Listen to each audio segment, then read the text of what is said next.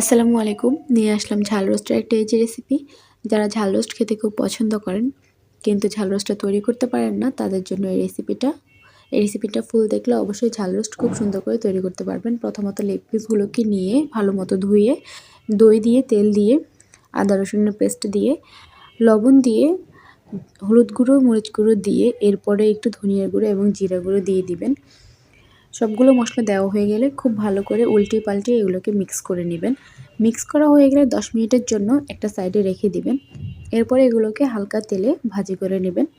ভাজি করা হয়ে গেলে এরপর একটা প্যানের মধ্যে একটু বাটার দিয়ে, আদা রসুনের পেস্ট দিয়ে, কারি পাতা দিয়ে, মরিচের গুঁড়ো দিয়ে এটাকে ভালো করে মিক্স করে একটুখানি দই দিয়ে এরপরে এখানে মাংসগুলোকে দিয়ে দিবেন। মাংসগুলো দেওয়া হয়ে গেলে ভালো করে এটাকে মিক্স করে এটা একটু 5 মিনিটের জন্য রান্না করে নেবেন ঢাকনা দিয়ে।